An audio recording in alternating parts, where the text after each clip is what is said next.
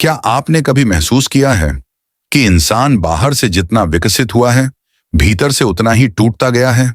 हमारे पास तेज इंटरनेट है, दुनिया की सारी जानकारी हमारी जेब में है। हम एक सेकंड में हजारों लोगों से जुड़ सकते हैं, लेकिन फिर भी इंसान पहले से ज्यादा अकेला क्यों है? क्यों रात में अचानक एक अजीब सी बेचैनी घेर लेती है? क्यों बिना वजह मन भारी हो जाता है? क्यों इंसान हमेशा किसी न किसी चीज की तलाश में रहता है? क्या आपने कभी सच में यह प्रश्न पूछा है, मैं आखिर खोज क्या रहा हूं? बचपन से इंसान को सिखाया जाता है कि जीवन एक दौड़ है। अच्छे नंबर लाओ, अच्छी नौकरी पाओ, पैसा कमाओ, घर बनाओ, सम्मान कमाओ, और धीरे धीरे इंसान का पूरा जीवन अचीवमेंट का एक एंडलेस साइकिल बन जाता है। लेकिन ध्यान से देखिए, जिस चीज को पाने के लिए आप वर्षों मेहनत करते हैं, उसे पाने के बाद भी सेटिस्फैक्शन कुछ समय ही रहता है। फिर मन नया लक्ष्य खोजने लगता है, नई इच्छा, नई उम्मीद, नई दौड़। तो क्या समस्या इच्छाओं में है? नहीं, समस्या शायद इस बात में है कि हम सोचते हैं कि कोई बाहरी चीज हमें भीतर से पूरा कर देगी।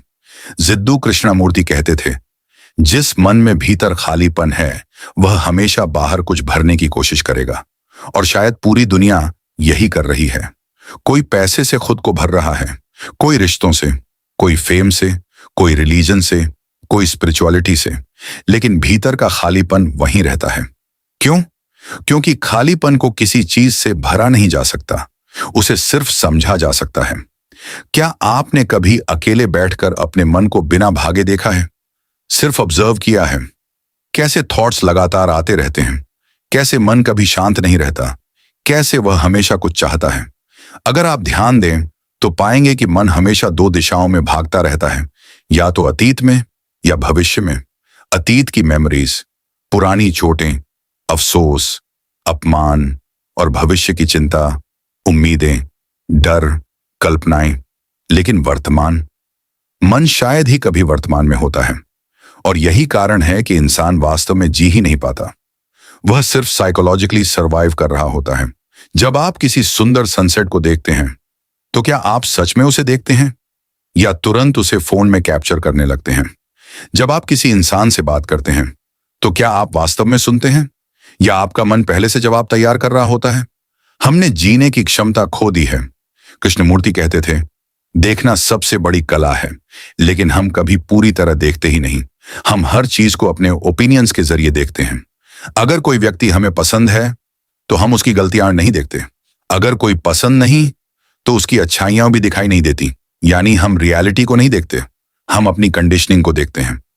कंडीशनिंग, यह शब्द बहुत गहरा है। समाज ने, परिवार ने, धर्म ने, शिक्षा ने धीरे धीरे आपके मन को एक शेप दे दी।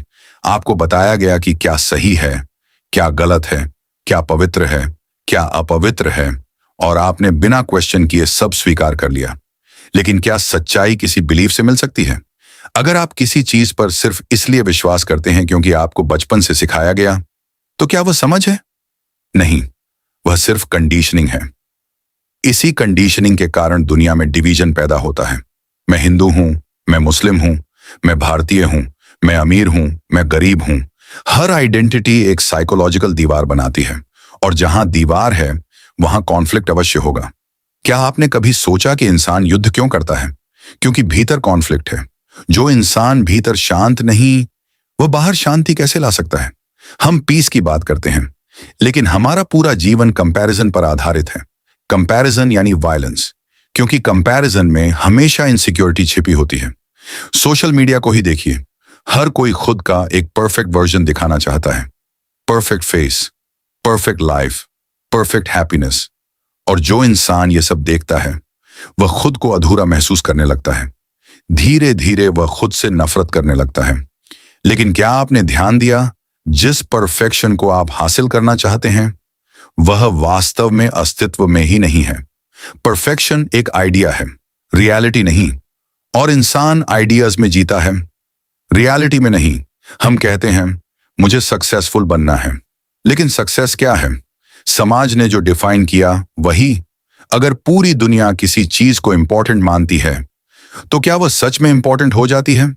कृष्णमूर्ति कहते थे, यह कोई उपलब्धि नहीं कि आप एक बीमार समाज में अच्छी तरह एडजस्ट हो जाए। सोचिए इस बात को। अगर समाज खुद कंफ्यूजन में है तो उसका हिस्सा बन जाना कोई महान बात नहीं। इंसान हमेशा अथॉरिटी खोजता है, कोई गुरु, कोई लीडर, कोई आइडियोलॉजी, क्योंकि अकेले सोचना कठिन है, स्वयं को समझना कठिन है। हम चाहते हैं कोई हमें रास्ता बता दे, लेकिन क्या कोई दूसरा आपको ट्रूथ दे सकता है? अगर कोई आपको फ्रीडम दे रहा है तो आप पहले से ही डिपेंडेंट हैं, और डिपेंडेंस में फ्रीडम नहीं हो सकती। यही कारण है कि कृष्णमूर्ति ने कहा था, truth is a pathless land. सत्य तक पहुंचने का कोई रास्ता नहीं, कोई मेथड नहीं, कोई सिस्टम नहीं, कोई प्रैक्टिस नहीं, क्योंकि जिस क्षण आप किसी मेथड को फॉलो करते हैं आप मैकेनिकल हो जाते हैं, और एक मैकेनिकल माइंड कभी जीवित नहीं हो सकता। अब मेडिटेशन को समझिए। आज मेडिटेशन भी मार्केट बन चुका है, एप्स, कोर्सेज, टेक्निक्स। लेकिन क्या ध्यान किसी टेक्निक से आ सकता है?